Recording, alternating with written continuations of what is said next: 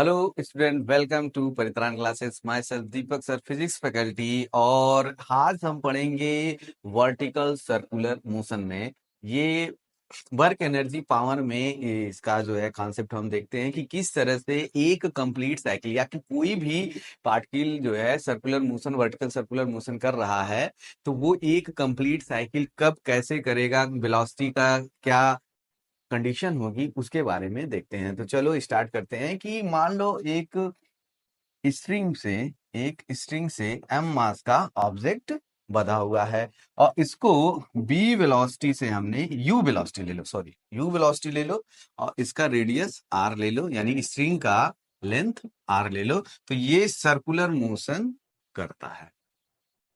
कौन सा मोशन करता है? एक सर्कुलर मोशन करता है। ये वर्टिकल सर्कुलर है, यानी कि ऐसे ऐसे ऐसे ऐसे हॉरिजॉन्टल ये होता है और अर्थ के ऊपर वर्टिकल होता है। तो वर्टिकल मोशन करा रहे हैं, तो वर्टिकल मोशन कराने के लिए इसकी क्या क्या कंडीशंस होती हैं, ये पूरा एनालिसिस हम इसमें करेंगे। तो चलो देख लें कि अगर ये इस पॉइंट है तो इस पॉइंट को ए ले लेते हैं, दूसरा स्टडी हमारा बी पे होगा, तीसरा स्टडी हमारा सी पे होगा और एक बार हमारा पॉइंट मास सी को क्रॉस कर जाए, अगर एक बार वो सी को क्रॉस कर जाए तो वो कंप्लीट साइकिल हो जाएगी, यानी वो कंप्लीट सर्कल कर लेगा। तो देखते हैं ए पे नीचे क्या लगेगा?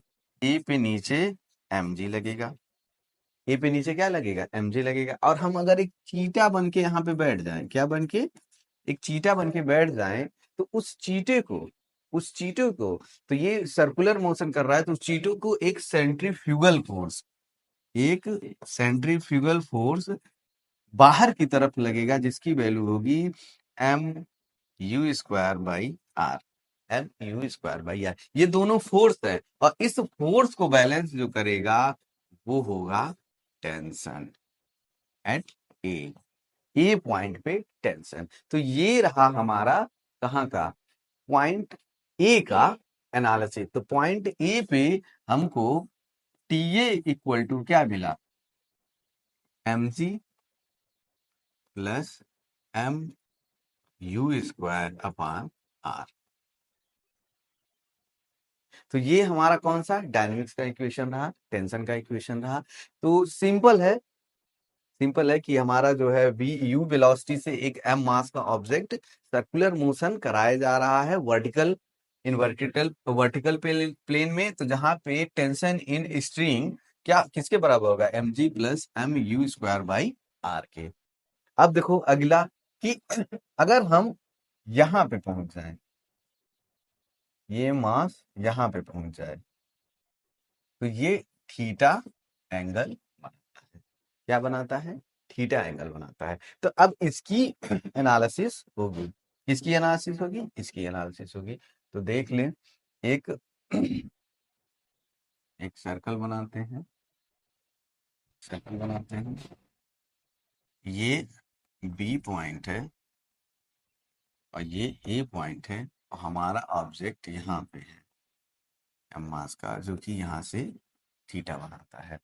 तो यहाँ पे जाके इसकी वेलोसिटी यू डैश हो जाएगी। यू डैश कुछ तो वेलोसिटी होगी उसकी, तो यू डैश हो जाएगी। तो यहाँ पे एमजी नीचे लगेगा, तो ये बढ़ा दो, ये थीटा है तो ये भी क्या हो जाएगा? थीटा। ये इधर आ जाएगा एमजी साइन थीटा और ये इधर आ जाएगा MG cos theta. MG cos theta और फिर थीटा बन के बैठा दो, तो थीटा बन के तुम ही बैठ जाओ।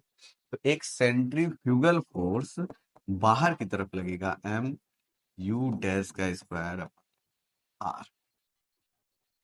तो यहां से टी का इक्वेशन क्या आएगा? T T equal to M G plus M G cos theta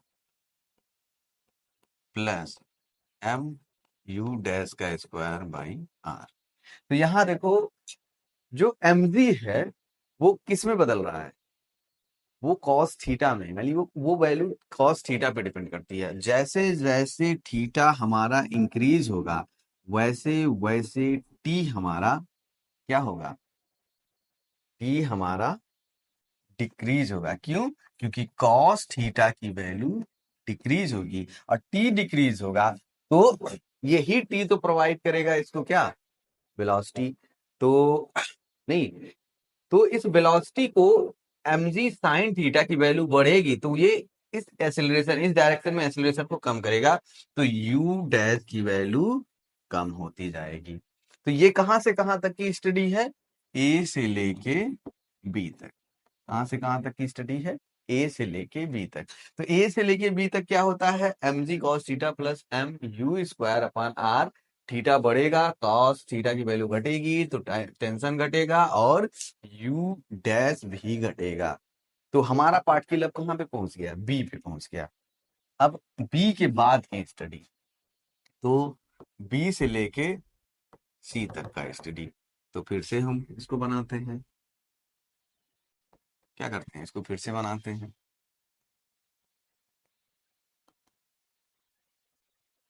और ये हमारा पार्टिकल यहाँ पे, थीटा इस बार वर्टिकल एक्सिस से दिया गया है, ये पॉइंट बी है और ये पॉइंट सी है।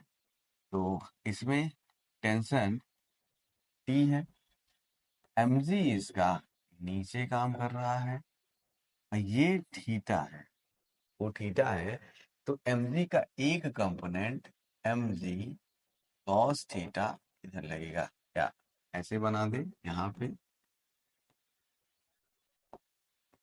mg, ये रहा t, ये थीटा, ये mg cos थीटा, थीटा बन के बैठे हुए हो। तो यहाँ पे u ले लो, u डबल डैश। तो सेंट्रीफ्यूगल फोर्स, सेंट्रीपिटल अंदर की तरफ होता है, उसका उल्टा centrifugal, m u double dash का स्क्वायर बाई आर। तो यहाँ से t की वैल्यू क्या हो जाएगी, यहाँ से t की वैल्यू हो जाएगी m u डबल डैश का square by R minus mg cos, ये तीसरा इक्वेशन। अब एक चीज देखो, इस बार टेंशन को कम कर रहा है, इस बार टेंशन को कम कर रहा है। तो यहां पे टेंशन में भी जीरो, यहां पे टेंशन में भी जीरो हो जाए। अगर टेंशन जीरो हो जाएगा तो ये सर्कुलर मोशन नहीं करेगा, ये वर्टिकल सर्कुलर मोशन नहीं करेगा। तो सर्कुलर मोशन करने के लिए टी नेवर जीरो, यानी कि पॉइंट सी पे मैक्सिमम, पॉइंट पॉइंट सी पे देखा जाए, पॉइंट सी पे, पॉइंट सी पे कॉस थीटा की वैल्यू हो जाएगी 1। तो वहां पे हम मानेंगे कि पॉइंट सी पे इसकी वैल्यू जीरो से बड़ी है, इसकी वैल्यू क्या हो, जीरो से बड़ी हो। तो पॉइंट सी पे जीरो से बड़ी होगी, अगर पॉइंट सी पे जीरो से बड़ी होगी तो ये 1 हो जाएगा। तो हमें अगर इस पॉइंट पे सी पॉइंट पे अगर ये टेंशन जीरो से ज्यादा रहा तो ये पूरी तरह से क्या करेगा, एक कंप्लीट साइकिल ले लेगा। तो वो कंडीशन क्या होगी, वो हो जाएगी टी, मान लो कि टी पे जाके जीरो हो रहा है, तो एम यू डबल डैश का स्क्वायर बाई आर बराबर एम इंटू जी, एम से एम कट गया। अगर यू डबल डा वो वी ले लो या वीसी ले लो, तो हम क्या लेंगे, वीसी मत लो, वी वर ले लो। तो ये क्या हो जाएगा, वी स्क्वायर बराबर आर जी, एक इक्वेशन क्या हो जाएगा, एक इक्वेशन। अब देखो, ये रहा आर, यहाँ पे यू स्क्वायर और मास एम है, और ये रहा आर। तो यहाँ पे क्या हो जाएगा, यहाँ पे ये वी हो जाएगा, एम है। तो, तो हम एनर्जी कंजर्वेशन से, एनर्जी कंजर्वेशन से, तो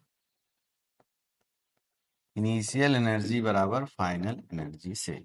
इनिशियल एनर्जी इसमें क्या थी, half M U square. Final energy क्या हो जाएगी, half M V square plus 1 R and 2 R. 2 R यानी एम जी 2 आर। एम से एम कट गया। और अगर हमें v निकालना है तो यहाँ देख लेते हैं, v निकालना है तो v स्क्वायर बराबर you square minus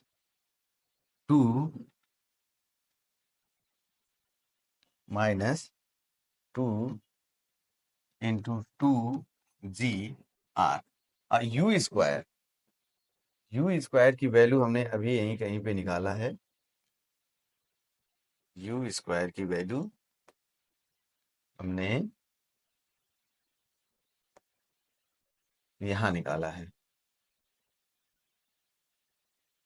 U double double dash का स्क्वायर स्क्वायर निकाला है, तो इसके जगह पे हम क्या पुट कर दें, इसको इधर लेकर आए तो यू स्क्वायर बराबर बी स्क्वायर प्लस 4 GR।